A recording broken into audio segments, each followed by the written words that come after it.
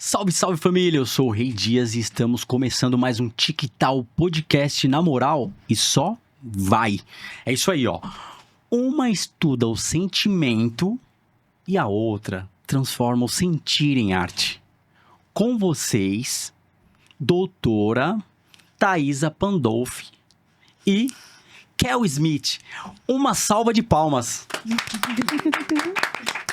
Hoje o estúdio está com muita energia. Com certeza. Sejam bem-vindas. Muito obrigada. Gratidão mesmo, porque o papo hoje vai fluir e vai ser de muita relevância para você que está nos assistindo, né? É isso aí. Doutora psiquiatra Thaisa. Explica Thaisa. Thaisa, tá vendo? Avisou, gente, Eu já avisei. Faz parte, né? Faz parte. Faz parte. É isso aí, isso que é o bom. Explica pra gente o seu segmento dentro da psiquiatria.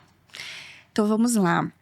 Atualmente, eu trabalho fazendo a identificação diagnóstica tardia de TDAH, autismo e superdotação em mulheres.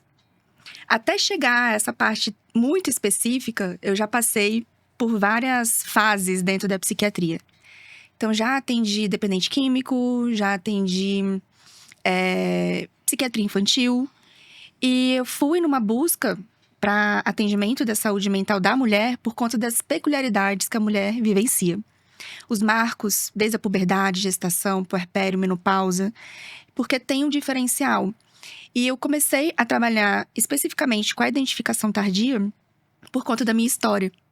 Porque muitas mulheres neurodivergentes, elas passam a vida inteira numa jornada invisível e solitária, fazendo tratamento de ansiedade, depressão, compulsão alimentar, sendo que uma condição de base, de funcionamento, não é vista.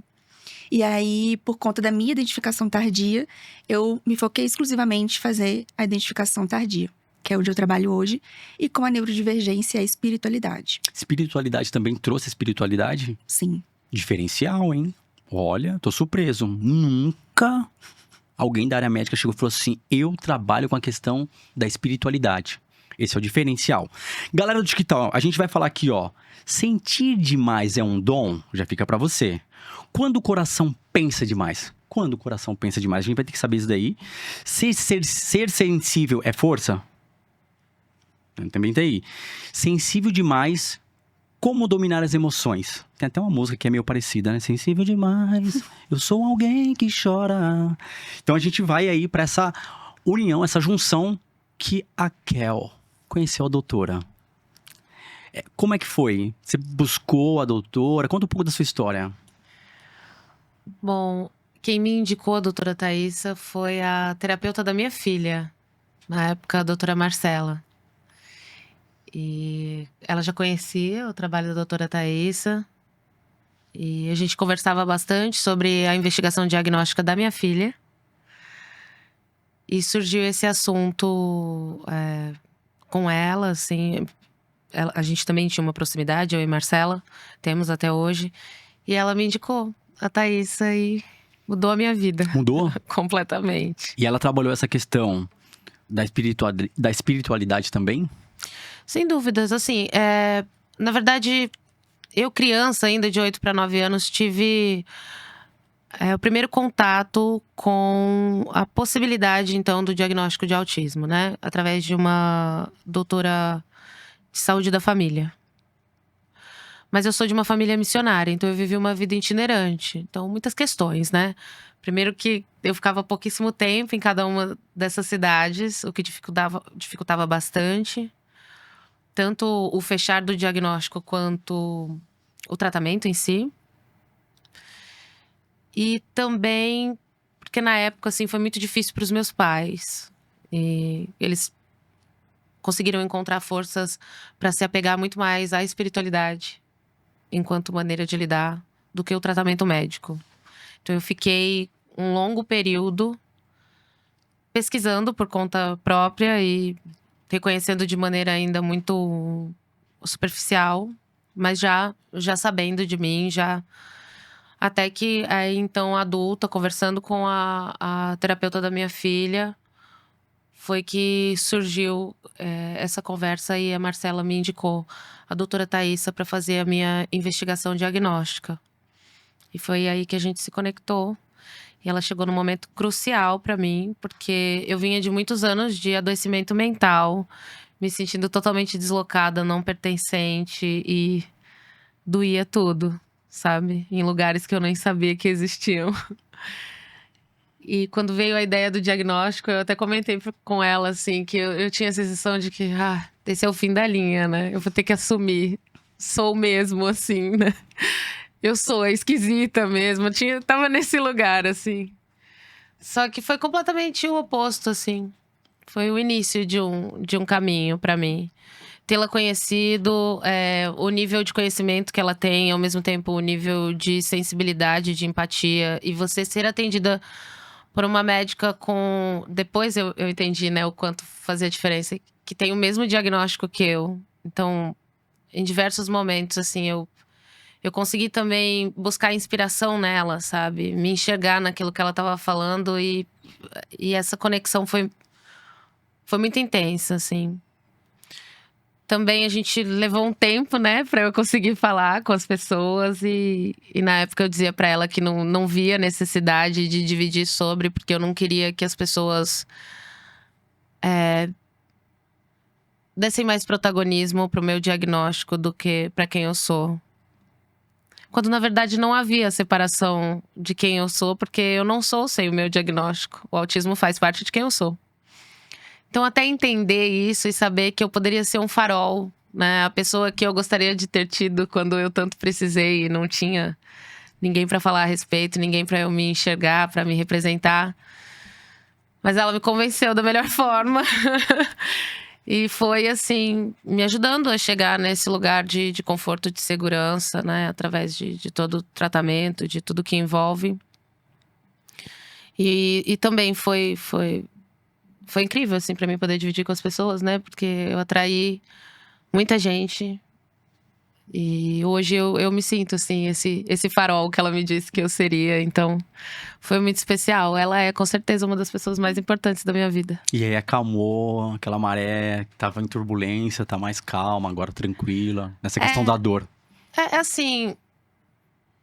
Quando eu vim com muitos prejuízos, né? Muitas crises e tal. Eu não tinha acesso a nada. Nem a medicação e também nem a hoje todos os rituais que eu tenho de segurança. A ela, propriamente dita e o ambiente terapêutico, né? Que é tão seguro e tão importante pra mim. Então, eu, além de estar muito perdida, já doía, mas não saber como sanar aquilo, como tratar aquela dor, parecia que ela não tinha fim. E ok, aceitar, sou uma pessoa ansiosa, sou uma pessoa ansiosa, sou uma pessoa diferente, sou uma pessoa diferente, sou uma pessoa que não funciona como as outras. Realmente, tem coisas que eu não entendo das regras sociais e aí eu sou muito literal e às vezes sou sincera demais e o caminho entre pensar e falar é muito curto e eu não sabia que tudo isso… na intensidade que tinha e também que todo esse prejuízo fazia parte, né? Assim, hoje eu entendo. E isso também foi uma libertação pra mim, porque hoje eu sei o que fazer. Eu sei como me antecipar a uma crise através de todo esse tratamento que a gente continua fazendo, porque eu também tô descobrindo cada dia mais, né? Como lidar, assim. Então… ela foi me ensinando a reconhecer antes que já chegasse num lugar onde eu não conseguisse ter controle. Hoje tá muito melhor, assim, todas as adaptações que eu fiz pro palco e pro ambiente o meu cotidiano, né, que é tão diferente, que é dessa loucura e a entrevista. Hoje, por exemplo, é a segunda do dia, né?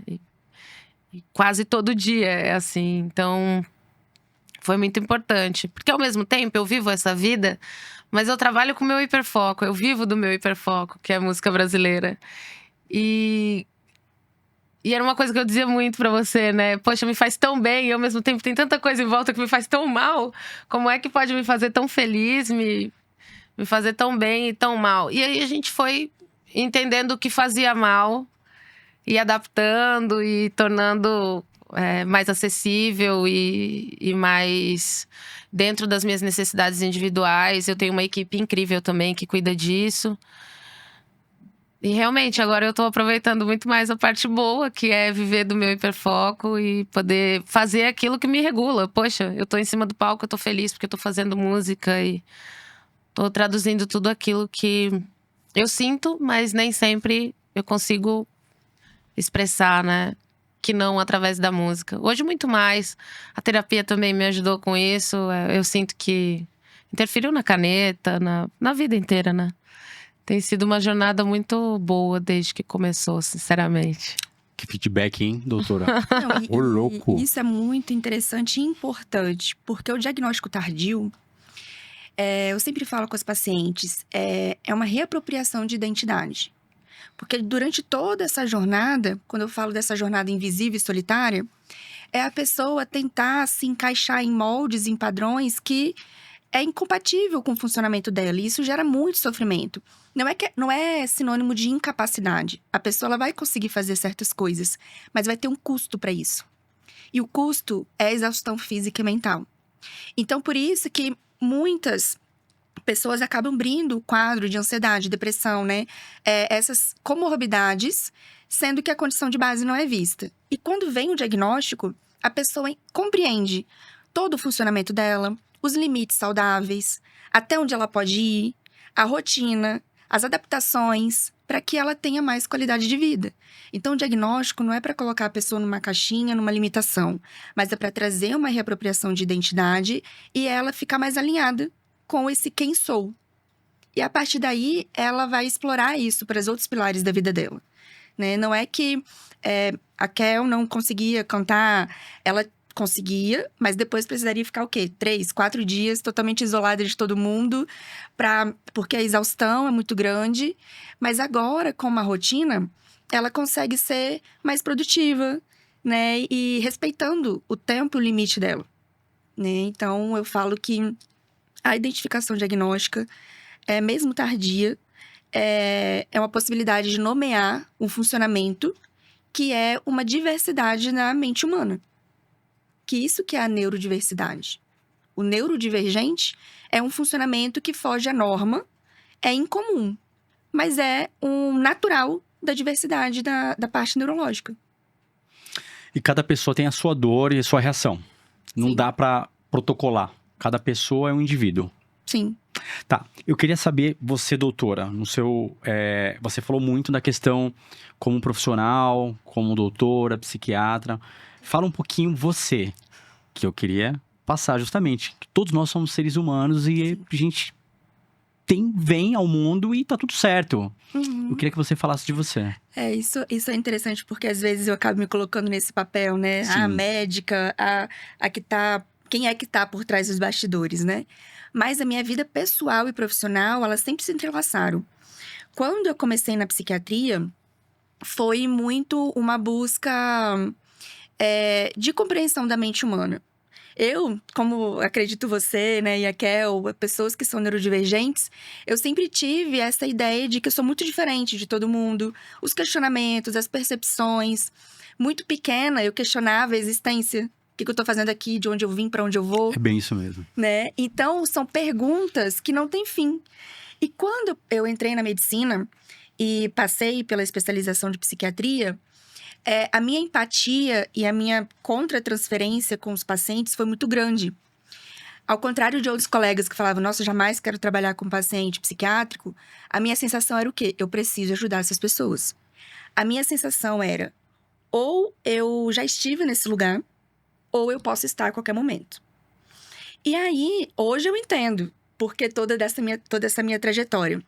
Dentro da saúde mental, os atendimentos com os pacientes, eu sempre me senti muito acolhida. Porque toda essa sensação de não pertencimento, lá, né, na psiquiatria é o meu hiperfoco. Então, eu caí de cabeça, sempre tive uma curiosidade muito genuína na vida do outro, né?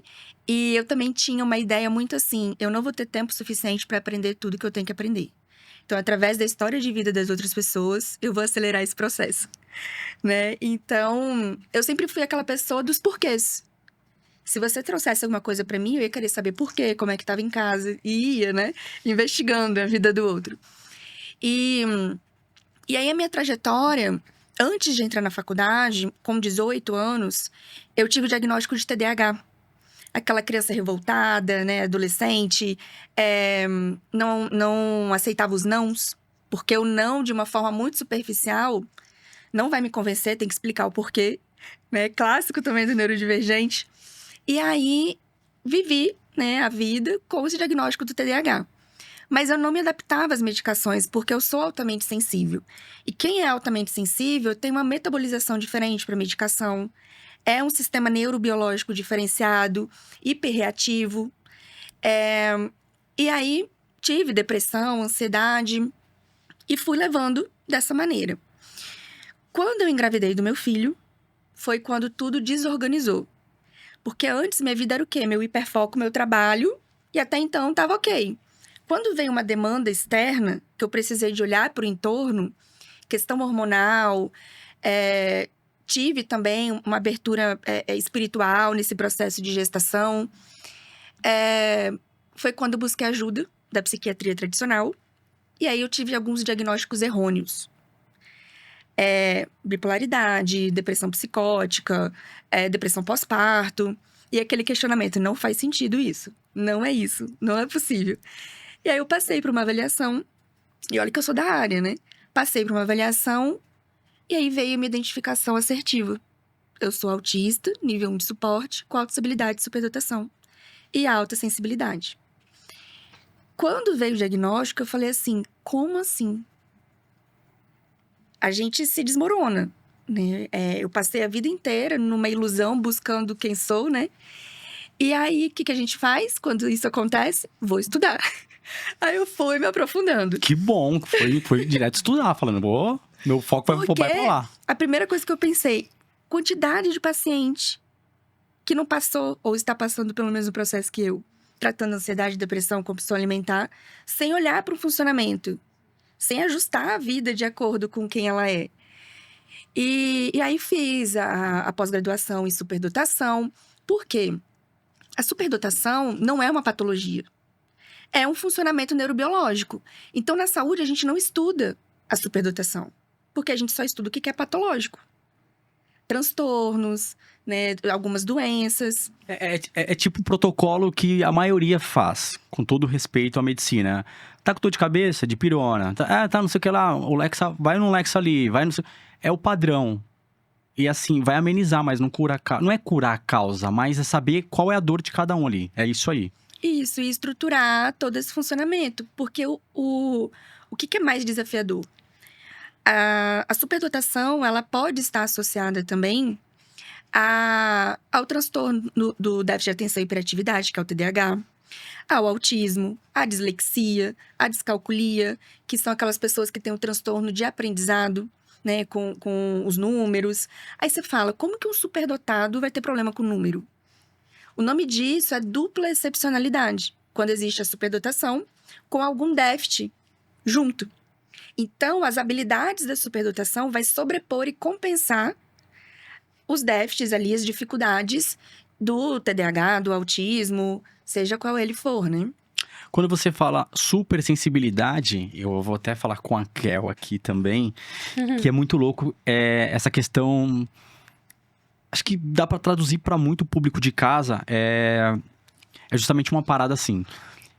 Cara, eu tô passando por uma crise, eu sou um ET, só pode ser, porque tá todo mundo normal à minha volta e eu tô aqui tendo calafrios, tendo um estômago revirando, sentindo, parecendo que tem gelo passando na minha corrente sanguínea, não sei, cada pessoa tem um sintoma. Você já sentiu esse não pertencimento também, Kel? Tipo assim, que nem, como você mesmo falou, puta, eu adoro, eu vivo da arte, eu adoro expressar, e depois você fala, cara, mas eu coloquei a minha sensibilidade ao extremo, agora eu tenho que me recolher. Sem dúvidas.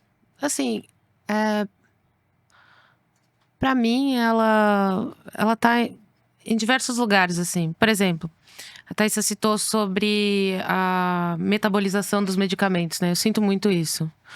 Assim, eu acabo de tomar um medicamento, se é injetável, eu sinto pra onde ele tá indo. Sim. No meu corpo, sabe? A sensibilidade que eu tenho ao frio eu já cheguei a desmaiar de frio. E as pessoas estavam apenas com uma blusinha fininha. Então, um alimento, por exemplo, café. Eu não tomo. Se eu tomar o café, eu vou ter uma crise de ansiedade das piores, talvez uma crise de pânico. Então, tem, assim, uma série de coisas, né? Além do… Por exemplo, o que ela falou sobre estar associado ao autismo. Também, né? O que a gente sente enquanto emoções, sentimentos e sensações também estão num lugar muito, muito intenso, né? A gente vai sentir de uma maneira muito intensa, muito potencializada, assim. Sempre foi assim. Eu vivo brincando, assim, que eu sinto muito, né? Porque eu sinto tudo. Então, desde eu sinto que é físico, eu coloco a roupa e desde então eu não paro de sentir o peso que ela tem no meu corpo. E eu não vou me acostumar com ela como as outras pessoas. Eu não vou deixar de sentir o meu calçado. Eu não vou deixar de sentir o meu óculos. Isso tá acontecendo o tempo todo. E viver com isso no dia a dia, aí você vai se entendendo e também vai adaptando. Pra mim foi assim, né? Tanto as pessoas começaram a associar. Tipo, a Kel começou a relação dela profissional com a doutora Thaís e começou a usar o óculos. Realmente. Eu comecei a me consultar com ela e como é que eu não tinha feito isso antes, sabe? De colocar a lente um pouco mais escurecida pra me ajudar com ambientes mais claros e tal. Então, pode parecer muito pequena a adaptação, mas cada um desses detalhes que eu fui agregando mudou completamente a minha vida, assim. Então, hoje também, sempre que eu preciso ir até um hospital, ela vai ser a primeira pessoa para quem eu vou avisar. E aí, o que eu faço? Olha, eu vou tomar isso aqui, tudo bem tomar isso aqui? O que você acha disso? A gente conversa muito. E o que ela falou sobre… eu tinha falado no início pra você, né, que eu me conectei também pelas semelhanças, assim, Sim. logo de cara, nos nossos diálogos. E comigo foi muito assim, quando eu percebi que eu não sabia do que se tratava, eu pensei, vou estudar. Então, uma das primeiras coisas que eu notei é que tudo que eu perguntava a ela, mas tem livro falando disso? Tem, vou te mandar. Mas tem artigo que fala disso? Tem, sim. Na próxima consulta a gente pode falar sobre esse estudo aqui? Pode. Então, é tanto conhecimento que eu queria muito, sabe? Porque a viagem é pra dentro. Sim. Eu sabia que eu precisava mergulhar em mim. Era assustador, porque eu não sabia se eu ia conseguir voltar do mergulho. E aí, com ela, eu pensei, tudo bem, ó, segura minha cordinha aí, que eu tô indo. E foi exatamente isso que aconteceu. E falando do diagnóstico, né? Eu sou uma pessoa autista, que tenho dupla excepcionalidade e que sou uma pessoa altamente sensível. Né? Então, realmente, hoje eu consigo visualizar, assim. Eu me visualizo e penso, entendi porque eu tô sentindo assim. Ou, realmente, agora eu vou precisar desligar, né? Vou, então tá. Sem culpa, né? Sem culpa. E a mente trabalha tanto pra cima, que é a mente, ou ela te joga lá embaixo. Então, essa questão da sensibilidade é muito louco. Tipo, um exemplo, se você chegar pra mim agora e falar assim, ó… só tem água aqui. E você fala assim, ó, eu coloquei tal coisa na sua água e ela vai reagir dessa forma. O meu eu já começa a absorver e eu já começo a ter as sensações. Eu até falo, a produção sabe que me conhece há anos, eu tenho hipersensibilidade à medicação. Qualquer medicamento que eu tome, tipo assim… É raro eu ter dor de cabeça, mas se eu tiver muita dor de cabeça, assim, algum dia, por muito estresse, eu tomo a medicação, 15 minutos depois, sumiu a dor de cabeça. Então, eu sou muito isso. Então, a questão da bebida alcoólica, tipo, a gente tava conversando… assim, é uma dose.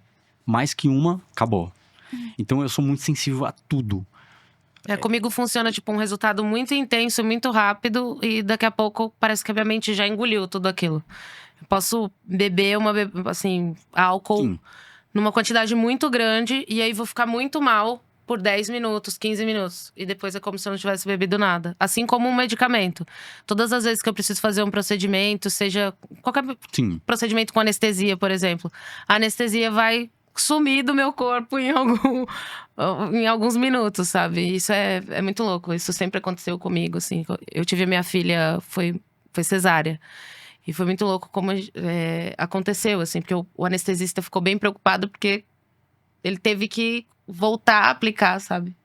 A dose diferente. A dose diferente, porque eu falei pra ele, eu tô sentindo tudo. Não é pra… É pra você tá sentindo, mas não a dor. Não, eu tô sentindo tudo. Então, como E aí, imagina diferente. quando não tem o profissional, enfim, ou até a própria pessoa não tem esse conhecimento. E aí o profissional fala: não, você não era pra estar sentindo, mas eu tô sentindo. Ah, mas é frescura, você tá inventando. Vem uma invalidação verdade. muito frequente das pessoas que são altamente sensíveis. Porque quando a gente fala também de um funcionamento, eu quero dizer que é cérebro e corpo. Neurobiológico não é simplesmente a sensibilidade à luz, cheiro, toque. É muito mais profundo. Metabolização de medicação, percepção, vai viajar, o balanço do carro, vai sentir náusea, mudou a temperatura, se estiver muito frio, vai sentir dor, vai passar mal, desmaiar, se estiver muito Nossa. quente. Porque é a parte de sentidos, a interocepção. Cara, olha, eu tô quase levantando da consulta aqui e correndo. E aí, olha que interessante. Que eu já fico elétrico. Você percebeu que minha mão tá assim? Uhum. Eu fico assim. E aí, o cérebro, ele fica muito perdido. A gente falou isso no início, a gente tem medo do desconhecido. Quando eu pego e te explico o seu funcionamento, eu vou nomeando isso. E é como se o cérebro, ele saísse daquele estado de hipervigilância, de luta e fuga, de perigo.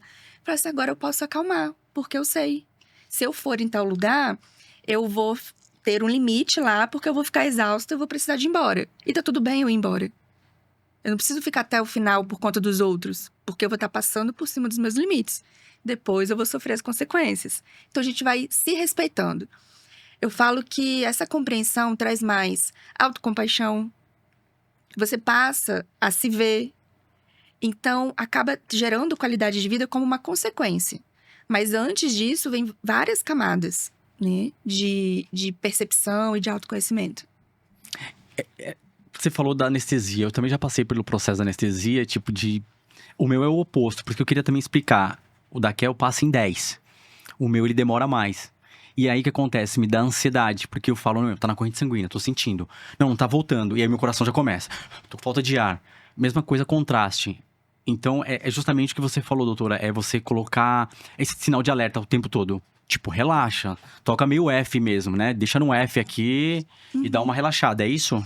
Porque também o que acontece? Uma mente neurodivergente, a gente leva em consideração todas as variáveis possíveis numa situação. Então, você vai tomar o contraste, você não vai pensar, tomei o contraste, passei aqui por um exame, ponto. Você vai pensar, eu posso ter alergia ao contraste, eu posso morrer por conta disso. Aí a sua mente gera um pensamento que abre mais 500 milhões de abas e é o pensamento arborizado. Então, você leva em consideração as coisas positivas, mas também todas as coisas negativas. E aí você tem uma ansiedade antecipatória. Isso acaba com a gente, né, Kel? É isso mesmo? Eu disse pra ela que eu me sinto como se eu morresse de uma facada que eu ainda nem levei.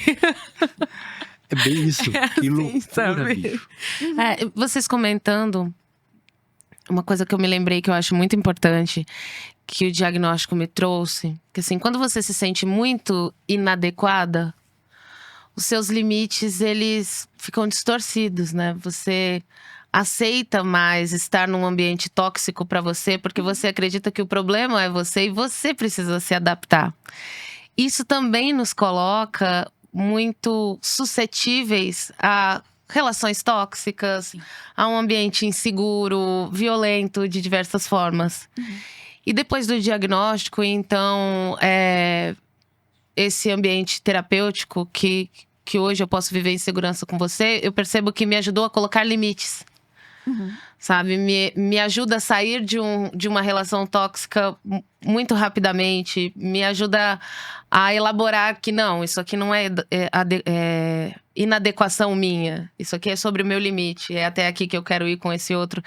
Então, muda realmente tudo, né? Você se vendo de verdade, você também consegue estabelecer qual é o seu espaço, o espaço do outro. Você se torna mais empático com a dor do outro, mas também com a sua, sabe? Você aprende a se dar essa prioridade. Comigo aconteceu muito isso, assim. Foi uma das coisas que eu notei, assim, que fizeram total diferença em pouco tempo de terapia, sabe? De uma terapia direcionada. Uma coisa que a Kel falou justamente de morrer antes de tomar a facada. Essa parada é muito forte que a gente pode colocar aqui, que aí isso gera a síndrome do pânico. Seria isso, porque Um exemplo, há muitos anos atrás, eu fui a um casamento, eu já sabia que eu ia passar mal. Falei, eu vou estar lá, um monte de gente, vou passar mal. Um shopping também uma vez. Aí já saí lá, é uma reação do corpo. Você vai lá e eu vomitei, tá? Isso é uma hiperansiedade. Antes de acontecer, você já está sofrendo pelo acontecimento. O pânico está muito relacionado a isso? Isso seria a síndrome do pânico, então? O que a gente precisa dividir alguns conceitos, porque existe o sintoma ansioso, existe o transtorno de ansiedade generalizada e existe a síndrome do pânico. Tem pequenas diferenças entre esses conceitos. O sintoma ansioso a gente pode ter, porque a ansiedade, na verdade, é a ansiedade boa. Tá. Porque se a gente não tiver ansiedade, a gente nem sai da cama. A ansiedade, ela impulsiona, ela faz a gente se movimentar, que é a ansiedade boa. Quando começa a ter sintomas físicos que são limitantes, palpitação, falta de ar, aquele bolo na garganta, mão suando, que vai te prejudicar, por exemplo, eu tenho transtorno de ansiedade, eu não vou no podcast porque chega lá vai me dar um branco, não vou conseguir falar, isso começa a te limitar. Então a gente precisa tratar porque gera prejuízo. O pânico, a gente precisa olhar a frequência, a intensidade e a duração das crises. Porque o pânico, ele é um pouco mais intenso. E aí a pessoa pode ter pânico, a claustrofobia, de ficar presa em algum lugar. Tem vários tipos, né, de pânico. De animal, pânico de lugar alto, né? Então tem as diversidades ali dos tipos de pânico. Então tem essas pequenas diferenças. Isso há muitos anos atrás aconteceu comigo, eu nem me tratei, né? Eu passei com um psiquiatra e aí ele me deu justamente o protocolo padrão que todo mundo dá, toma um Rivo. Aí eu tomei, apaguei 2 gotas pela hipersensibilidade. Aí nunca mais. Falei, não, isso daqui não é pra mim. E aí falei, vou trabalhar a mente. Aí fui pra atividade física, aí onde eu me inseri no esporte, né? Falei, não, vou pra atividade física. Eu fiz a medicina ultimamente agora, que eu tô passando, é a medicina de precisão. Então, falou, você tem excesso de dopamina, você tem um monte de coisas aí que você tem que dar uma respirada, uma baixada. E é isso que eu tô... Mas assim, eu não tive, então, uma síndrome de pânico. Eu tive alguns colapsos, assim, no decorrer da vida. Episódios. Ansioso. É isso. Né, Kel? Você passou por isso também, Kel. Passei algumas vezes. Nós somos X-Men, então nós somos mutantes, né, doutora? Somos mutantes? A gente tem um diferencial, é isso? Talvez eu sempre achei que eu era um alienígena. Eu também. Mas... Eu trouxe aqui, gente, ó. Eu estar aqui hoje falando abertamente num podcast. Eu nunca falei isso daí. A galera tá ciente. Eu me senti um alienígena. E assim, às vezes não quer conversar com o pai, com mãe, nem com o irmão, não quer demonstrar fraqueza, na época com a namorada. Falei, não, eu vou conseguir. Aí ia pra balada, chegava lá no meio da balada e ficava num canto. Por quê? Porque já tá começando a me dar ansiedade. Que loucura, por nada. Eu tive um episódio muito, muito complexo, assim, que eu tive a ajuda da doutora Thaísa pelo telefone. Eu fiz uma viagem e quando eu cheguei no hotel, eu me deparei com a notícia de que uma criança... havia perdido a vida, uma criança autista havia perdido a vida por causa do bullying. Os colegas, né, na escola. E isso me levou lá pra escola. E eu tive um episódio muito complexo dentro do hotel, assim, eu achei que eu não ia conseguir fazer o show. E eu comecei a vomitar incessantemente e tentava ligar pra ela e não conseguia ver a tela do celular. E aí pedi pra própria assistente do celular ligar pro produtor que tava comigo. Ele entrou no quarto e entrou em contato com ela. E eu tive ajuda ali naquele momento, tanto com a medicação, que já era uma coisa que a gente já tinha estabelecido e tal, a medicação de emergência, né? Mas também, principalmente ali com ela, porque eu tava totalmente fora de mim e não tava conseguindo voltar, né? E depois eu falei pra ela, assim, quando eu tô em crise, eu sinto que eu tô presa dentro de mim, eu tô vendo a porta, mas eu não consigo chegar até lá. E foi exatamente assim, eu tinha muita sensação de que eu ia morrer, sabe? Naquele dia eu dizia isso pra ela, que eu vou morrer, eu tenho certeza que eu vou morrer. E era a minha criança lá atrás, trazendo à tona tudo que eu vivi, assim, e o quanto aquilo me atravessou. Foi um dos episódios mais fortes, assim, depois de adulta. E ainda bem que eu tinha ela lá comigo. Gerou um mega gatilho. Isso, e aí no caso dela... foi uma situação que gerou um gatilho, então foi um estresse pós-traumático. Daquilo que ela viveu na infância, como se tivesse acontecido com ela, aquela cena. Né? Então, isso acaba gerando um gatilho de reações do corpo, porque tudo fica registrado no corpo. O nosso corpo É fala. células, né? Células têm memórias. Memória. É. Doutora, a Kel trouxe esse episódio. Dentro desse episódio, fisiologicamente falando, até pro público do TikTok entender, esses gatilhos podem gerar o óbito mesmo? Se a pessoa tiver uma patologia, tipo um infarto, uma parada cardíaca, tipo, deu ruim. Não, a sensação é que você, de fato, vai estar morrendo. Mas é clássico, a pessoa vai no hospital, faz todos os exames, padrão, tá tudo normal. Tudo normal. E o negócio também da mente, a gente vai falar da mente aqui. Parece que a mente vai pirar e você não volta mais. Acontece essa parada também, tipo assim, não vai ficar louco não, relaxa. Um dos nossos maiores medos. Eu acho que todo seu paciente chega pra você assim, né? Ainda mais quando tem esse viés da espiritualidade, das percepções ampliadas. Fala, tô enlouquecendo. Que começa a tremer, ficar em modo fetal, às vezes quer ficar na cama, tudo... Vai voltar tudo normal, relaxem. Vai. A explicação pro público é calma. Calma, vai dar tudo certo. Qual é a dica que você daria? Porque o que acontece? É o cérebro no modo de proteção e sobrevivência. Então, até esse distanciamento, né? E aí, o que a gente faz no pânico, na ansiedade, enfim, é mudar o foco, é trabalhar a respiração, é trazer uma autorregulação para o sistema nervoso central, né? Então, tocar coisas próximas em texturas diferentes, para você voltar pro corpo. É os 5 sentidos, né? Tipo, você... Qual é o... Eu tenho olfato apurado. Aí, tipo, toca, seria os 5 sentidos. A pessoa pesquisa lá os 5 sentidos. Isso. Olhar, ou se não, por exemplo, se tá, né, com esse quadro, começar a contar quantos quadros tem aqui, mudar o foco. Olha pra Trazer Mona pro Lisa ali presente. atrás. É Trazer isso? pro presente. Traz pro presente. Uhum. E a respiração. Sente a respiração. A temperatura muda se colocar um termômetro? Tem essa mesmo, tipo, que meus lábios estão brancos e tal. Tem tudo isso, né? Completamente. Nossa, minha mão fica suando frio. Se eu chegar no hospital, já aconteceu comigo de chegar as pessoas acharem que eu tava tendo um ataque cardíaco. O batimento altera. Altera, aqui, eu coloco- exatamente. Altera, a mão fica branca, o lábio fica branco, começa sudorese. É uma loucura. Eu fico com a ponta dos dedos também, azuladas, assim, Deixa arroxeadas. eu ver como é que você tá sabe? aqui agora. Daqui a mãozinha. Ah, Tá tô tudo bem, bem, tá tô bem. quentinha. Tá bom, tá ótimo. Sou do lado dela. Nunca estive tão segura. A médica tá aqui, ó. Ela tá tranquila também.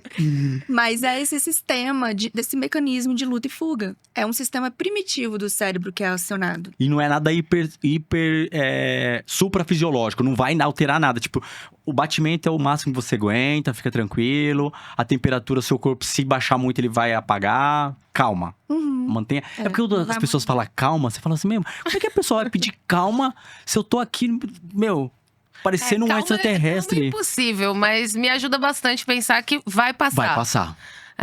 E também eu aprendi em terapia a ter os meus rituais de segurança. Então, por exemplo, eu tenho óleos essenciais que eu já uso no meu dia a dia em casa.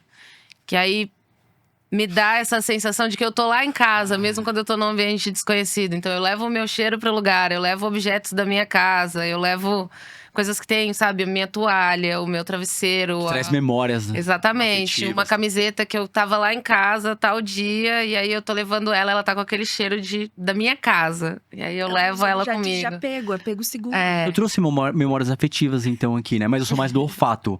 Eu tenho um episódio dos Estados Unidos. Vai lá, você cheira cravo, né? Geralmente, os hotéis. É o cheiro padrão. Aí eu falei, pô, eu gostei desse cheiro. Me remete só coisas boas. Leva pra casa. É isso, ó, que legal. Tem tudo esse daí, doutora, que você coloca. Sim, porque todo esse funcionamento neurobiológico faz com que os sentidos estejam mais aflorados também. E aí, pela saúde, né, medicina tradicional, nós temos os 5 sentidos. Porém, tem um livro muito interessante chamado Super Sentidos, que a ciência mostra nossos 32 sentidos. Não são só 5. E é isso que eu falei da temperatura, da percepção, do equilíbrio. Tudo isso são sentidos. Tem um doutor que publicou um livro que é o Aceita que Dói Menos. Você fala também isso daí pros pacientes? Depende. Depende do Depende, que né? aceitar, Aceita né? que dói menos. Eu falei, não, Nem tudo vamos ver, né? aceitar. Tipo assim, não, você sabe que vamos trabalhar e vai passar. Eu acho que o melhor é o vai passar, né? Mas assim… Não, se aceitar é importante, né? Não dá pra romantizar. Por exemplo, não passou pra mim enquanto eu tava sozinha. Enquanto eu não Sim. tinha um tratamento, enquanto eu não tava segura, não tinha repertório, não sabia o que fazer, me sentia perdida. Eu tava só na fé de que ia passar. Mas agora eu me sinto segura e tenho certeza de que vai passar porque eu estou segura. Por isso, ter esse acompanhamento não é a realidade de todo mundo, a gente sabe disso, né? Tudo é questão de acesso, mas com certeza é uma outra vida, assim, quando você tem tratamento adequado, direcionado, sabe? Faz toda a diferença. É, outra vida. Sozinho Se sente mais feliz, mais com vontade de viver e tal. Não que Exatamente. todo mundo tem vontade de viver, ninguém quer ficar sem vida, né? A doutora pode explicar justamente isso. Mas você falou dos 32 sentidos. Vamos colocar ela aqui, nos 32 sentidos. A gente falou de 5, né? Fala mais alguns aí, doutoras, pra galera. Tato, olfato, Tato, olfato. paladar, visão e audição. São São cinco. 5. Ponto. Aí tem a termocepção, que é da temperatura. A interocepção, que são, por exemplo, os sentidos internos. Interno. Se eu tô com fome, se eu tô com sede, se eu tô com medo, se eu tô com sono. Tudo isso são sentidos também. Por exemplo, um autista, ele tem alteração de interocepção. Às vezes, não sente que tá com fome. Tem paciente que fala pra mim que se pudesse comer, tomar uma pílula com todos os nutrientes, não precisaria comer, Pegou a produção. né? Mais ou menos isso. A galera fala mesmo, se deixar eu fico sem comer. E se você tiver no seu hiperfoco fazendo algo que te Isso. dá algo prazeroso, você esquece de ir no banheiro. Isso é uma alteração de sentido. Você também é assim, Kel? Sou. Na verdade, antes do tratamento, eu ainda não tinha experimentado o que era, de fato, ter apetite, assim. Eu sabia que eu tinha que comer. E aí, eu comia muito mais… A comida estava muito ligada às minhas emoções. Eu comia porque eu estava triste, eu comia porque eu estava feliz para me recompensar. Eu comia porque eu precisava me agradar depois de um dia difícil. Eu comia para comemorar com as pessoas e viver uma vida mais sociável. Não tinha a ver com apetite. Depois do tratamento, foi quando eu iniciei o tratamento com canabidiol. E depois do meu corpo ter se adaptado, porque eu demorei um tempo, assim, até maior do que a médica na época tinha previsto. Mas depois eu comecei a sentir apetite. Aí mudou a minha relação, assim, com a comida. Também através da doutora Letícia Bertazzi, que foi quem começou a cuidar disso em mim. Foi que eu comecei a tratar essa parte do apetite. Mas se eu tiver, assim, também… Com hiperfoco. Um hiperfoco. Aí eu me esqueço de tudo. De comer, de dormir, de ir ao banheiro, de beber água, de tudo. A percepção de dor Não consigo também. ver nada em volta. Isso é muito louco, né? Perder isso. Por exemplo, quando eu tô no palco, eu vejo aqui, eu tô vendo as pessoas, de repente não tô vendo mais. Sabe? Não tô vendo mais nada, tô vendo a música. Tô como se estivesse num quarto branco. A maior parte do show. Tô comigo. E aí… Eu tenho flashes, aí eu vejo a banda, eu vejo o músico, eu vejo o palco, eu vejo as pessoas. E depois já tô dentro de mim de novo. Então, isso acontece muito, né? Quando eu percebo que eu tô entrando em crise também por conta do ruído, do barulho, de muita gente, um aeroporto lotado, algo assim. Depois que ela me ensinou, né? Até eu uso um objeto, assim, que ele faz movimentos que me ajudam também a desestressar. Eu fico focada naquilo. Fazendo respiração quadrada, contando. Se eu tiver com abafador, eu não vejo as pessoas em volta de mim. Pode estar assim, sabe? Fui no show do Gilberto Gil, contei pra ela, vi o Gil. Centenas de pessoas, sabe? Milhares de pessoas em volta de mim, eu vi o Gil. Agora a banda, agora o Gil. Mais ninguém. Então, isso acontece, assim, as minhas percepções, elas… E também eu sinto cheiro de cor, Tá meio misturado também essa parte dos sentidos, assim, sabe? Eu tô ouvindo a música tem cheiro, tem cor, ela tem sabor. Isso aqui é mais cítrico, né? Não, isso aqui tem gosto de…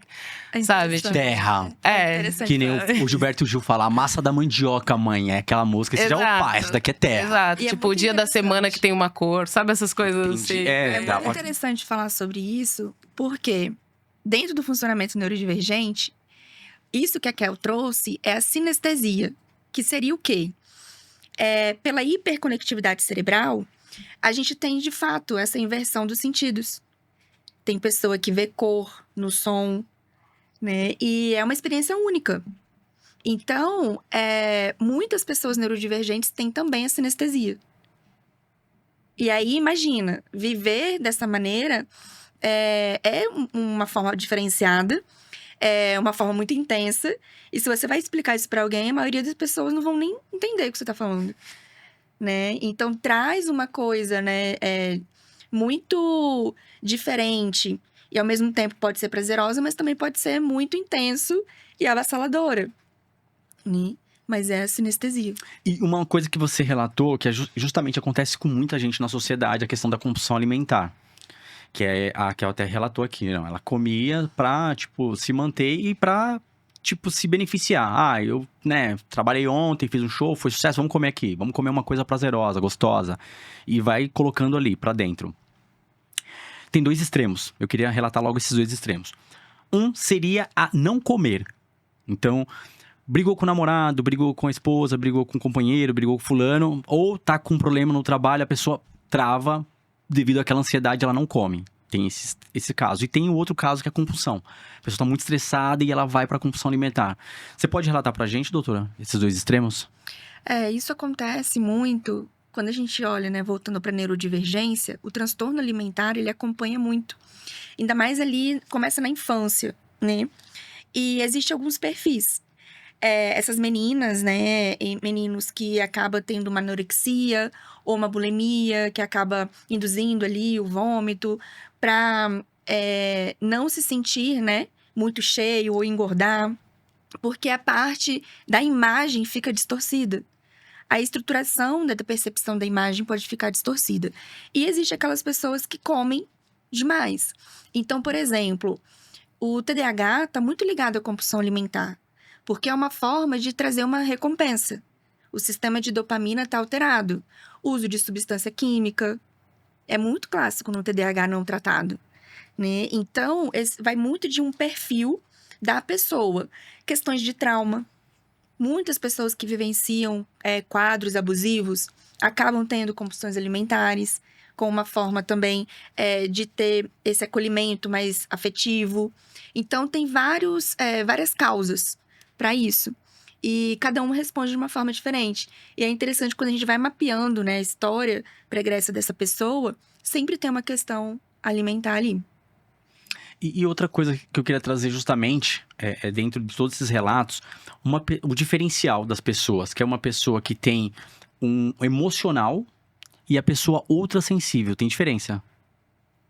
Sim, geralmente a pessoa que é emocional, né, emotiva, ela vai reagir muito às emoções, né? Então, aquela pessoa que chora mais fácil, tá passando alguma propaganda na televisão, se emociona, mas é num padrão controlado. A pessoa que é hipersensível, ela vai sentir de forma mais intensa tanto as sensações dela, quanto do ambiente, do outro. É como se ela mapeasse o ambiente e percebesse no tom de voz que você deve estar triste, aquelas emoções sutis, né? Então, tanto dela quanto dos outros. E aí isso pode ser muito intenso, porque existe uma fusão das emoções, né? E acaba sendo demais. Então, essa fusão que você falou que pode ser o demais, é justamente esse ponto que eu quero tocar, que é uma régua, é uma linha ali mais complexa. Porque se você é ultrassensível, se você é ultrassensível, você pode caminhar pro lado da sensibilidade, do amor, um lado positivo das coisas para você absorver, e o lado negativo seria justamente, estou deprimido, posso entrar em uma depressão? Então, seria esses fatores que daria para ser relatados aqui? Acho que não dá pra desvincular uma coisa da outra, né? Você Não. vai ter benefícios, de alguma forma, dizendo assim, e prejuízos, né? A diferença é a sensibilidade consciente. Sensibilidade consciente. Pronto. Porque se você não tiver consciência disso, você só vai levar pro lado ruim, de se vou sentir a dor do mundo, tudo me atravessa. Então, quando você tem a consciência, né, que você é sensível, essa sensibilidade de consciência se torna a sua maior força. Porque é um diferencial, essa sensibilidade, né? Mas o que acontece? Muitas vezes, ainda lá na infância, as pessoas altamente sensíveis, elas aprendem que elas precisam bloquear e se sentir, porque é demais. E aí, não sente, vai pro extremo, bloqueia, só fica no racional, no mental. E aí chega um momento da vida que esse sentir, ele precisa extravasar. É como se fosse essa alma pedindo para ser expressada, né? E aí essa pessoa começa nessa busca de se conectar novamente com esse sentir seguro. E aí compreende que essa sensibilidade é sua maior potência, que é unir de fato o coração com o pensar. Você pensa com o coração e sente com o cérebro. Agora então vamos pra Kel. Trazer a arte pra gente aqui, porque é a sensibilidade, concorda? Sim, foi então, assim que aconteceu comigo, e aí, sem dúvidas. sim, as suas músicas. Minha filha é fã. Ó, Laura. Quem tá aqui? A Kel. Então é o seguinte. Beijo, Laura. Ó, beijão pra Laura. É o seguinte, você tem a sensibilidade extremamente sensível, assim, aflorada. Para as emoções. Pra sua arte, é bom. Ou não? Sim, sem dúvidas. É como a Thaisa disse, assim, por muito tempo eu vi como uma coisa inadequada, sentir demais. Então eu racionalizei totalmente. Não, então eu tenho que ser uma pessoa que tenho que agir com o meu racional. Eu não posso sentir tanto quanto sinto. E eu ficava cuidando disso, tentando, né? Tentando represar o mar. Mas quando a música chegou na minha vida, não só… Eu já era uma boa ouvinte de música, já era o meu hiperfoco desde os 12 anos de idade. Mas eu não fazia música, eu não me manifestava através da música, né? Eu sentia, eu absorvia a música brasileira, sobretudo. Mas quando eu encontrei na música, e aí foi justamente quando eu tive minha filha. Justamente quando eu tive a minha filha e todo aquele momento de sensibilidade, aquele momento hormonal, aquele momento também de abertura espiritual, sem dúvidas, de uma sensibilidade que é mais do que pode se explicar de maneira que assim, a gente tem que ir para o lado espiritual, né? Quem é mãe vai entender o que eu tô dizendo. É realmente uma outra maneira de ver o mundo. Abre-se o terceiro olho, realmente. É o único portal que traz vida pra Terra. Sim. Né? Sim. Então, a gente, de fato, fica como um canal mesmo. E esse canal foi aberto, assim, com a minha filha. E eu tive uma sensação muito forte de que eu podia mudar o mundo. Eu só sei explicar assim. Eu tinha uma sensação palpável de que eu podia mudar o mundo. E foi assim que eu me conectei com a música. Sim. Mas Depois de uma conversa com meu pai, que disse sobre mudar o mundo, então, através da música. Foi nesse lugar, assim, foi ele que me direcionou. E aí a música veio, com certeza, como uma maneira de manifestar o meu eu. Sobretudo de me conhecer, de me reconectar com a pessoa altamente sensível que eu sempre fui. E que eu mesma tentava, como eu te disse, represar o mar e bloquear. E eu pude, então, canalizar isso através da minha música, da minha arte, daquilo que eu tenho pra dividir, aquilo que eu penso, que eu escrevo, que eu ofereço. E a música veio nesse lugar, assim, me salvando de mim, de alguma forma. E depois, a música já cumpria esse papel, mas eu sentia que eu não tinha consciência o suficiente do todo, sabe? Eu ainda era uma potência desorganizada ainda. você externou, mas não sabia. Seria mais ou menos essa sensibilidade não consciente. Sim. Quando ela Exatamente. tomou consciência. Quando eu tomei consciência, aí foi canalizado, né? Mudou completamente. Que foi quando eu cheguei até o cuidado especializado de saúde mental. Tá. Foi nesse momento. E o que você tá trazendo pra nós aqui já passou vários artistas no planeta que já passou por essa questão. A gente pode até falar do documentário da Whitney Houston, né? Ela era hiper mega sensível, sentia a arte e tudo mais, e não conseguiu lidar com essa questão. Outros músicos, Renato Russo e muitos mais. A gente for relatar aqui, tem listas e listas. Então, seria um alerta pra quem trabalha com a arte, porque trabalha com a sensibilidade. Sim, não é à toa que sempre que eu tô conversando com algum artista e que a gente chega nesse lugar onde ele relata estar perdido dessa mesma maneira, onde eu me conecto com ele nesse lugar dessa dor, dessa insegurança, a primeira coisa que eu faço não é… Calma aí, você precisa conhecer uma pessoa. E aí, eu já sabia que a especialidade dela, que tudo que ela havia construído, né, era muito mais voltado a nós, mulheres. E, é claro, tem todo sentido, porque somos o maior índice de subnotificação e de não diagnóstico, né, e de adoecimento mental e masking. Tem toda uma questão. Mas assim, Mesmo os meus amigos homens, eu digo, não, você precisa conhecer essa pessoa aqui. Você precisa ter consciência do que tá acontecendo. Porque realmente, assim, você vai sentir tudo. E você pode canalizar isso em música, você pode ser visceral, você pode usar essa intensidade pra você representar, pra você transformar, curar, trazer consciência, sim. Ainda assim, isso vai estar em você. Ainda assim, você tem que saber lidar, sabe? É um caminho que é necessário se trilhar e é pro lado de dentro e é difícil mesmo. E sozinho, pra mim, por exemplo, foi impossível. Porque eu tinha muito medo de enlouquecer. Eu tinha muito medo de ir pra um lugar dentro de mim e não voltar. Eu tinha medo de não conseguir lidar com o fato de que eu nunca vou caber mesmo, sabe? E eu já sabia que era uma dor que era invisível, que ia doer e que eu ia dizer e as pessoas não iam entender, a maioria delas não. Então eu já tinha aceitado essa condição de ser só. Isso foi moldando a minha vida e eu percebi que não era sobre quem eu sou, era sobre o que eu tinha me tornado pra poder caber no meio desse caos.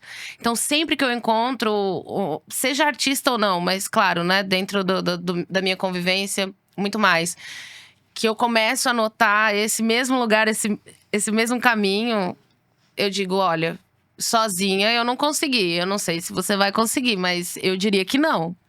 Então, por favor, procure ajuda, procure alguém pra segurar a sua cordinha e te trazer de volta, sabe? Porque é como mergulhar num oceano não pacífico, É isso mesmo. sabe? E totalmente escuro, assim, turvo. E eu sei que é possível que esteja mais iluminado e que eu consiga ver tudo isso, mas eu sozinha não consegui. E mudou minha vida, com certeza. Me fez ter vontade de viver, né? Porque você chega num lugar de sofrimento que não é que você não quer viver, é que você quer acabar com o sofrimento, sabe? Você não quer viver a vida assim, tipo, sério, eu cheguei aqui e já não gostei. Eu tenho que continuar, sabe? O que eu tô fazendo aqui? Todo mundo assim, e eu assim. E depois você vai entendendo que não, né? Até porque não somos raros, né, gente?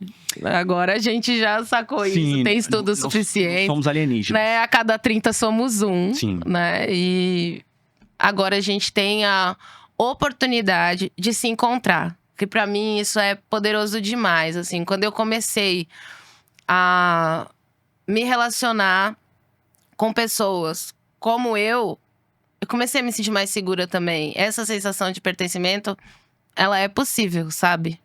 Poder trocar uma ideia com alguém que vai dizer, eu sei o que você tá sentindo assim, assim, assim, né? Aham, e assim, assim, pois é, comigo também. Então, eu não vou negar que eu tenho me aproximado mais de pessoas neurodivergentes, eu tenho trabalhado mais com pessoas neurodivergentes, eu tenho me aliado mais, porque aí você começa a entender no outro também um pouco de você e vice-versa.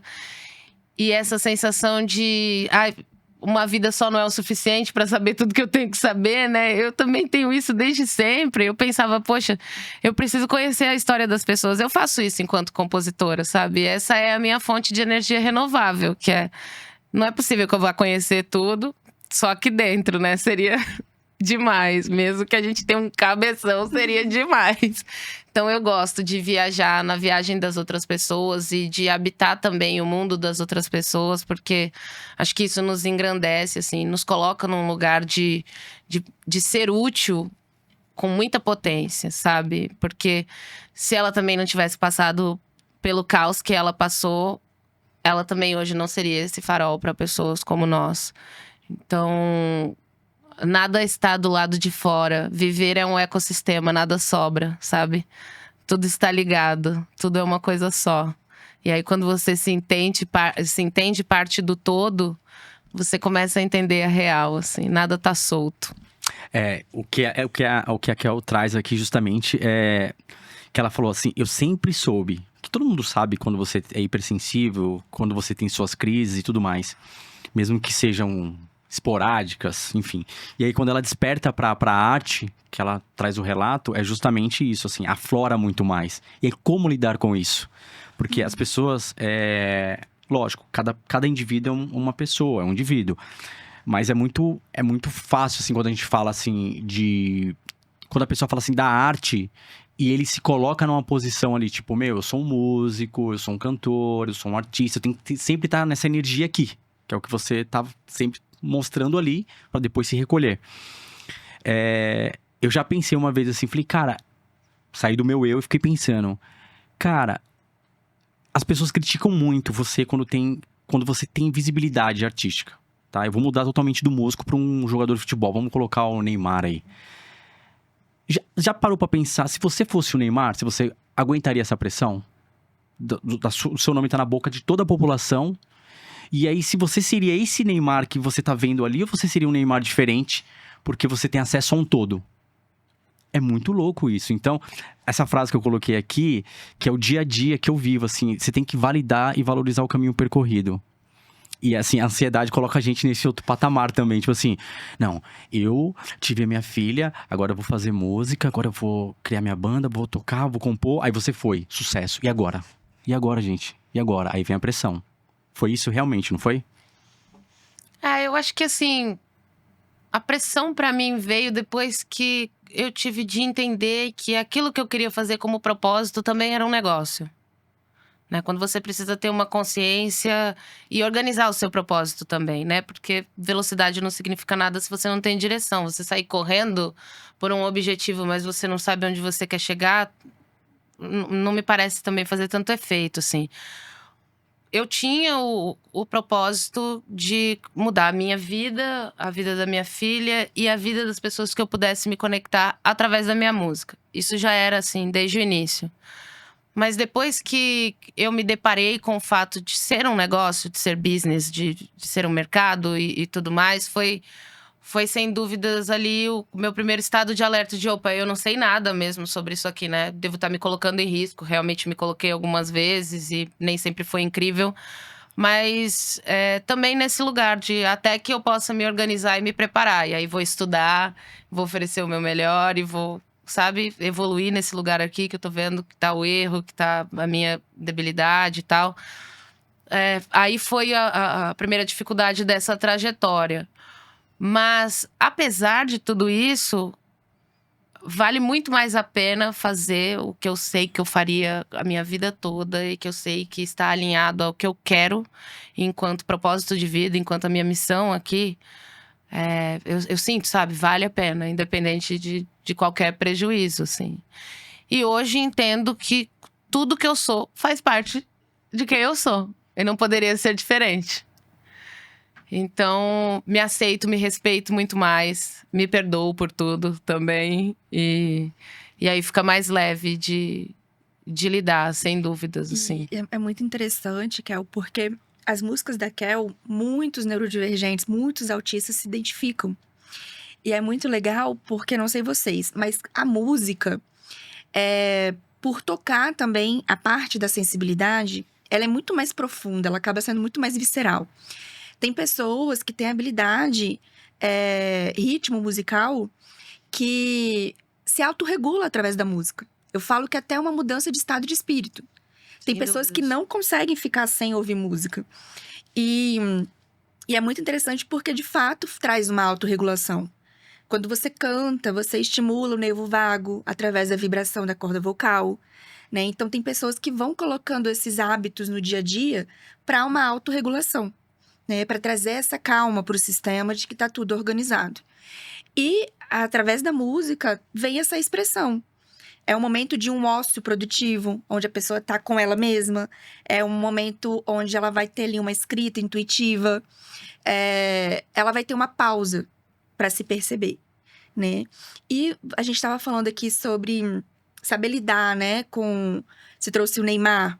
Mas eu acho que muitas pessoas também, quando entram nesse patamar, precisa, às vezes, dissociar um pouco quando não dá conta. Igual, por exemplo, a Anitta. Ela trouxe ali a questão, né, da Anitta e da Larissa, né? Agora, quem sou eu? Então, às vezes, pode até criar uma persona, um personagem, né? E dentro da história de um neurodivergente, o que ele mais faz é criar personas. Porque, para eu caber em certos espaços, eu preciso me moldar. Eu falo que são os verdadeiros camaleões. né? Que tá conversando com você, tá com sotaque, daqui a pouco tô falando com o seu sotaque. Aí eu vou ali, falo com o outro, tô com 3 jeitos do outro, né? Então, pra sobreviver, muitas vezes vão criando personagens. O masking é isso, a camuflagem é isso, né? Que muitos neurodivergentes fazem como um mecanismo de sobrevivência. Isso é bem complexo. É. Se a gente for analisar em profundo. Voltando aqui na questão do emocional. Hater, antes, tipo, já apareceu pra você? Amigo, eu sofri tanto bullying na escola. Mas Hater não é tanto nada, né? bullying que ela sabe, não significa nada pra mim. Nada. Então, isso daí já Nada tá do que blindado. eles possam fazer que ou alguém na escola ou eu mesma não tenha me feito pior, entendeu? Então tá tudo controlado. realmente não me pega, assim. Então, já tá aí, já vacinada. E agora, as pessoas de casas que têm essa questão da neurodivergência podem se sentir mais sensíveis nessa questão de ataques pela internet e tudo mais? Com certeza. Tipo, lidar com a opinião do outro, tipo, afeta muito eles? Com certeza. Porque eles já têm um auto-julgamento, uma autocrítica, né? Um perfeccionismo no que faz. Então, muitos vivem nos bastidores, muitos se escondem, né? Por conta disso. Então, imagina, se eu já tenho uma autocobrança, uma autoexigência no que eu tô fazendo, aí uma terceira pessoa fala algo, vem a síndrome do impostor que eu tava falando com você. Todo mundo vai me desmascarar, eu não sou bom o suficiente. A pessoa neurodivergente, ela tem uma insegurança muito grande, né? E aí, no digital, né, que é um mundo ali sem lei, muitas vezes, as pessoas, em troca de nada, já começam, né, a falar várias coisas um dos outros, acaba sendo um perigo mesmo, né? Porque ela vai levando pro lado pessoal, né? E aí acaba entrando num grande sofrimento.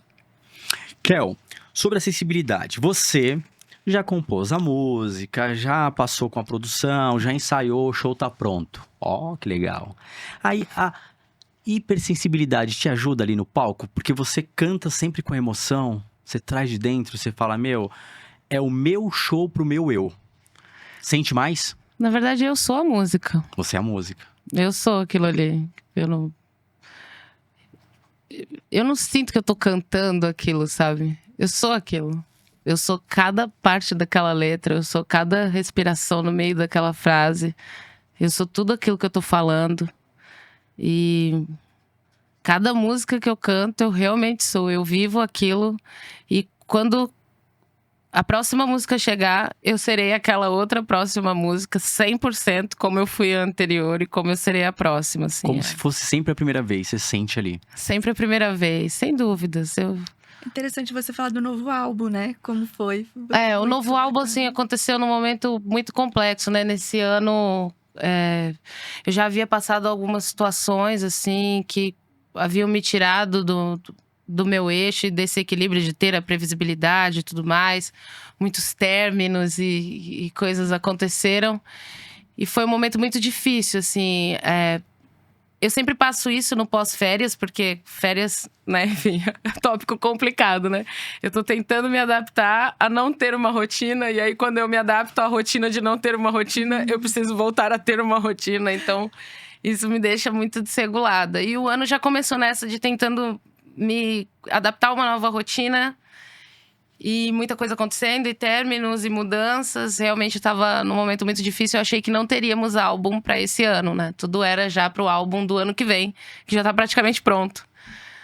E conversando com a Thaísa, principalmente, mas também com as pessoas que trabalham comigo, o Bruno, a Pri, a doutora Letícia, meus amigos, a Lu, o Eduardo, falando sobre isso, né? Tava tão difícil que eu não teria um álbum para esse ano. Apesar de amar e já ter essa coisa, essa frequência, já tem essa história que eu conto junto com o meu público, né? Eles já esperam de mim o álbum. E eu já tinha abdicado dele. Mas eu sonhei, no meio do caos, eu sonhei com o álbum. Eu sonhei que eu tava numa reunião e tava escrito o nome do documento do novo álbum e tava escrito latino-americana. E eu cheguei e disse isso na terapia e como eu tava me sentindo. E tudo aquilo que eu tava sentindo, que eu tava tentando negar, na verdade foi inspiração pro álbum. Então aquelas letras, elas realmente saíram desse nível de profundidade, assim, né? E aí comecei a me dedicar a estudar sobre a história da América Latina, o quanto nós, brasileiros, temos a nossa latinidade questionada, né? E o quanto, assim como a América Latina sofreu tanto com esses rótulos que tentaram a colocar dentro de uma caixinha, né? Eu também vivi tanto desses rótulos que tentaram me fazer diminuir para caber. E fui entendendo tudo isso e chegando nesse lugar, lendo Lélia Gonzalez e entendendo mesmo a raiz daquilo que é nosso. E conversei com a Thaís e aí tive essa orientação. Eu me lembro que me pegou muito, assim, quando a gente tava conversando. Eu falei, poxa, no meio de tanta coisa que eu tenho pra falar, né? Qual é o meu papel agora? O que eu tenho que fazer? E ela me disse... A partir do que você me falou, eu acho que o seu papel agora é lembrar as pessoas do que elas são, né? De quem a gente realmente da música, né? Chegar com a mensagem. Chegar com essa mensagem através da música. E eu pensei muito sobre isso, né? Sobre ter orgulho daquilo que é nosso, a nossa identidade. Em assumir que o que é nosso é potente, é incrível. E a minha história tá nesse lugar, né? O meu objetivo é celebrar a música brasileira dessa maneira. Eu me sinto muito representante dos que vieram antes e também desse momento. E muito nessa responsabilidade, porque eu tenho um amor incondicional pela música brasileira. E quando ela me disse isso, quando ela falou dessa responsabilidade, né? Da arte de nos lembrar de quem nós somos e do que nós podemos ser. E daquilo que nós queremos construir e daquilo que construímos até aqui, né? E fiquei pensando muito sobre isso. E depois dessas nossas conversas, foi que nasceu o Latino-Americana, que é um álbum que fala dessa identidade, que fala sobre o valorizar aquilo que é nosso, que fala sobre os nossos sentimentos mais profundos, e é sobre o que nos une, não o que nos separa, né? A gente conversou muito sobre isso num momento onde essa polarização e todas essas questões, né? É mais fácil nos separar e colocar um contra o outro, porque aí a guerra é sempre a gente contra a gente. No fim, a gente nunca vence. E ter essa consciência enquanto artista e oferecer para as pessoas algo que vá de encontro com o que realmente a gente é. E a nossa maior revolução é de fato a felicidade dos nossos, né? E esse álbum é, com certeza, sobre isso. E veio dessa nossa conversa, dessas nossas conversas, assim. Então ouçam o álbum Latino-Americana e prestem atenção nessas letras. Nas letras. E com a música, assim, que te inspirou, te inspira até hoje, assim, tipo... Essa daqui, pra mim, você, assim, Kel Smith. Pra mim, essa daqui é a que me toca. Cara, eu sou muito suspeita, porque eu até fico... soando pedante, mas é porque eu amo minhas músicas, tá? Sim. E eu amo Era Uma Vez, eu sempre ouço. As pessoas me perguntam, nossa, você não enjoa dessa música? Não enjoo. Isso que é legal. Não enjoo. Antes de tocar vocês, ela já tinha me tocado. Essa música é muito importante pra mim. Assim, em muitos níveis. E eu sempre tô ouvindo, sempre tô cantando, me pego cantando e tal. Então, sou muito minha fã, não nego, tá? Eu sou minha fã, eu deveria vender cápsulas dessa autoestima. Na verdade, Sim. Dá pra vender, né? Doutora Thaísa tá aí. Eu não teria essa autoestima por causa dela, não. Sem ela, não. E você já falou uma coisa: quem contratar o seu show não tá contratando somente a artista que vai ali cantar. É de corpo e alma. Com é certeza. Você ali, a representatividade num todo. É história, é tudo. É Isso emoção. aí. Eu sou a música. Você é a música. Sem sentir que isso é se sentir demais. Eu realmente sou a música. Eu não faço música, eu sou a música. E tem poucos artistas, se a gente for analisar, porque assim, é que nem um trabalho. Eu tô indo ali. Não. Estou indo fazer o que eu gosto, o que eu amo. Por isso que eu falei da Whitney Houston, justamente pela superdotação. Ela falava assim: não, hoje eu não vou cantar, não tô preparada. Era só subir ao palco na preparação total. Assim, eu estou preparada, é corpo e alma. Tem muitos artistas que só vão pelo fluxo. Você trouxe da superdotação e isso é muito interessante, porque o superdotado, se ele precisar de fazer algo que não tá alinhado com sentido, tipo, não faz sentido, não é interessante, e a questão de valores, moralidade, não estiver alinhado, não adianta. Não vai fazer. Tem que fazer sentido. Se é uma pessoa realizada por Deus. Muito bem realizada, Deus. Papai do Céu foi bom com você, porque você faz o que você ama. Me sinto extremamente aterrada. Eu tô onde eu deveria estar. Deveria estar. Uma outra coisa que a gente falou desde o início, a gente não foi ainda para esse caminho, e eu queria ir com vocês, sobre a espiritualidade. Um tema bem... Não precisa entrar na religião, só na espiritualidade. O que seria, assim, esse trabalho mais espiritual que você faz com os seus pacientes, doutora? Eu comecei a olhar, de fato, para a espiritualidade no ambiente ali de trabalho, quando eu comecei a fazer especialização na psiquiatria e nas internações psiquiátricas, os pacientes traziam muito uma narrativa com um conteúdo espiritual. E o primeiro questionamento que eu tive, como que eu vou diferenciar se isso é espiritual ou patológico? E aí a gente vai estudar. Aí eu fui fazer o quê? Não é simplesmente ler o artigo, não, a gente tem que quase ser PhD naquilo, né? Aí eu fui fazer um curso de medicina e espiritualidade aqui em São Paulo, na Pineal Mind, com o doutor Sérgio Felipe de Oliveira. Depois fiz a formação em medicina antroposófica e fui abrindo esse campo. Por quê? A questão da sensibilidade, o paciente trazia, acompanho a religião, faço isso, tenho um ritual tal. Eu precisava saber daquilo, porque para eu entender esse limiar, eu preciso saber o outro lado. E quando a gente não leva em consideração a cultura, as crenças daquela pessoa, a gente corre um risco muito grave de patologizar todas as experiências espirituais genuínas. Então, eu comecei a olhar para isso e quando veio a minha identificação diagnóstica, o que aconteceu? De fato, eu integrei essa parte da espiritualidade, porque antes eu sempre trabalhei nos bastidores e na minha percepção, que era um diferencial na minha atuação, é um diferencial. E quando veio a minha identificação, que aí eu comecei a entender que o funcionamento neurodivergente, ele faz com que a gente tenha uma maior probabilidade de percepções extrasensoriais, eu comecei a trabalhar com a neurodivergência e a espiritualidade. E aí, eu abro esse campo de uma forma muito natural, nas avaliações, nas conversas com os pacientes. E eu tenho pacientes que, assim, demoraram 10 anos, tanto com outros colegas médicos quanto psicólogos, para falar das questões delas, com medo de ser internada. E aí, isso é muito interessante, porque quando o Dr. Alexandre Moreira, que é um médico psiquiatra, que já há mais de 20 anos tem um departamento de saúde mental e espiritualidade, Juiz de Fora, ele tem um estudo que ele começou a avaliar as experiências anômalas que as pessoas vivenciam, que seriam o quê? Experiência de quase morte, contato com seres extraterrenos, a mediunidade aflorada, relatos de crianças de vidas passadas. E aí, ele fez um estudo, sendo que 94% da população geral tem essas experiências. Estranho é quem não vivencia isso. 94%.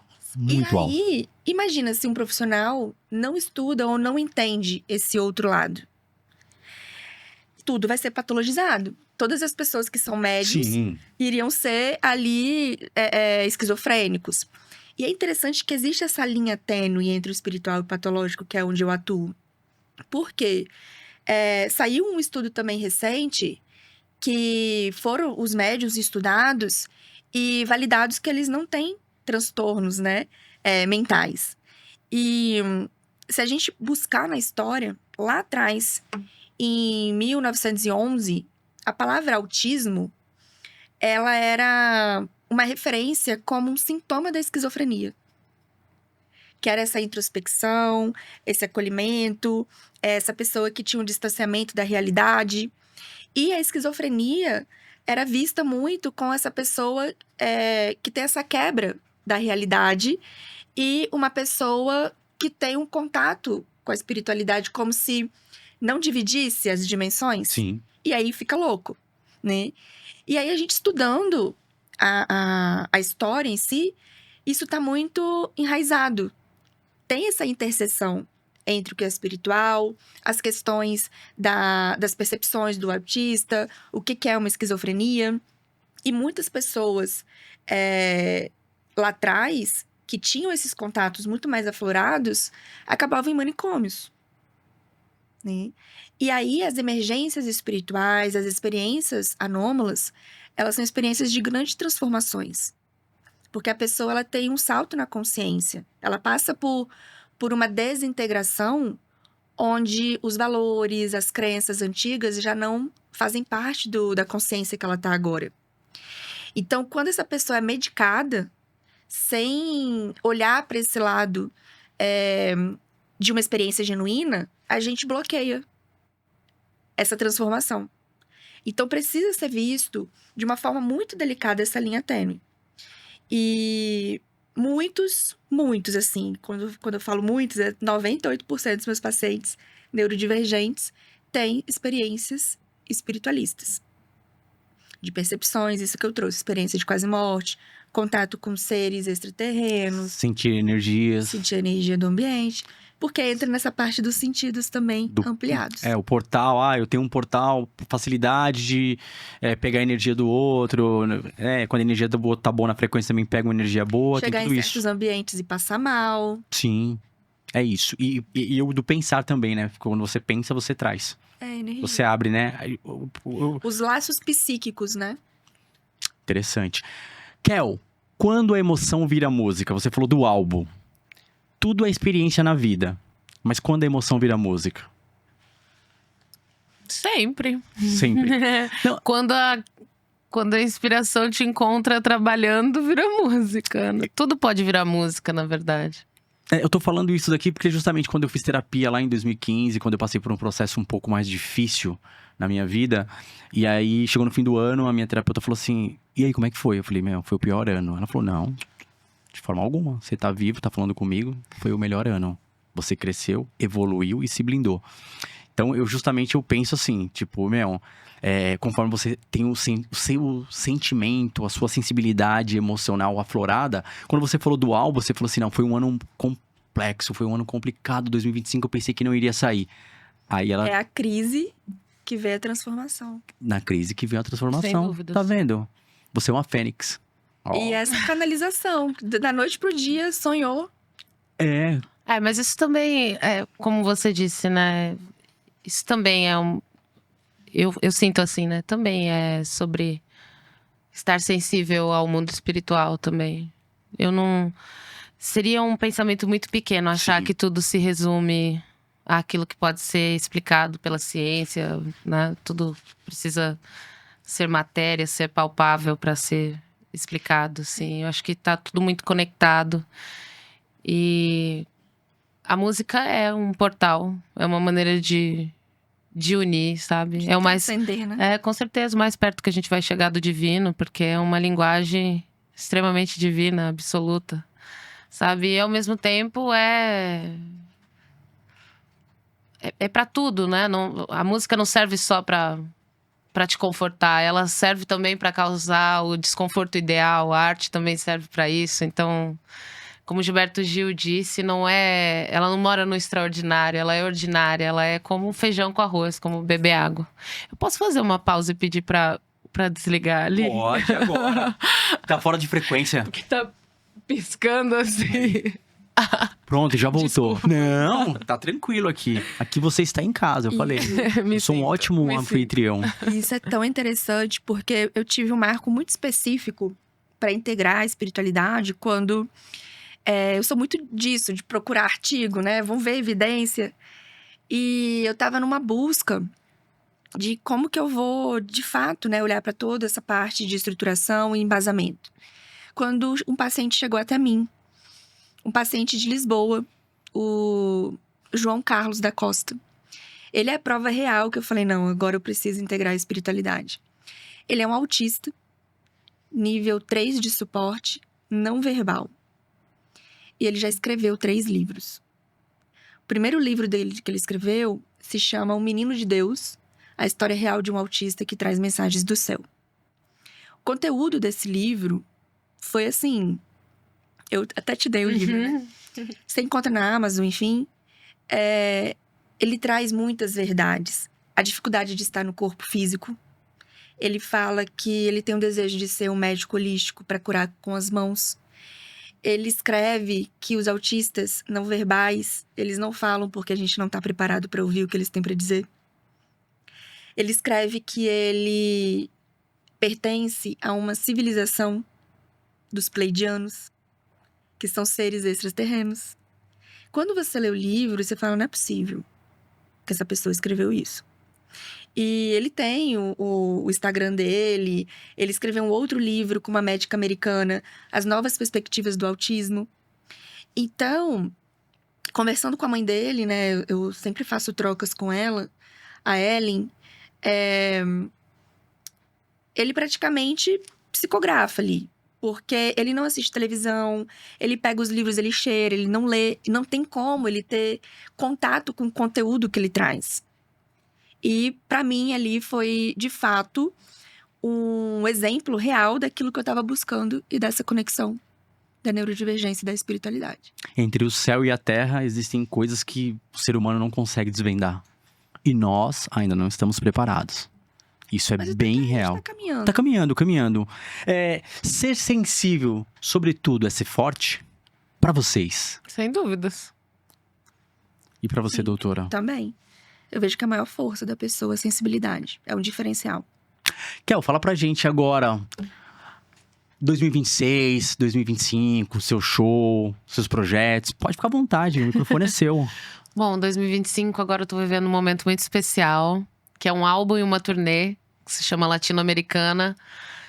Esse álbum é um álbum visual, ao vivo, num momento de inteligência artificial e tudo isso que tá acontecendo. É muito importante, assim, lembrar da nossa verdade, daquilo que somos, sobretudo humanos, né, providos dessa humanidade, tomara. E esse álbum tá uma delícia, então eu indico. Assistam, ouçam, sintam, Latino-Americana. Essa turnê, assim como o álbum, tem também o objetivo de celebrar a música brasileira, colocá-la no lugar que ela merece, de protagonismo.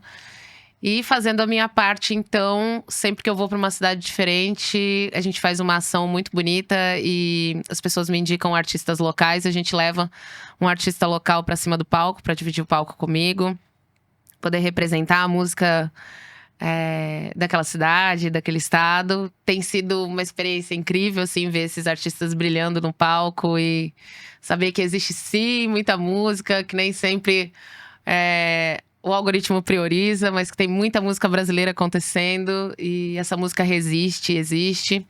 Então tem sido muito bonito viver essa ação e essa turnê. Pro ano que vem tem um álbum lindíssimo. Tô vivendo agora o processo de escolher essas composições. Nós recebemos mais de 3.000 composições do Brasil inteiro. Fiz uma ação para receber essas músicas de artistas independentes, desconhecidos, enfim, de todos os tipos do Brasil.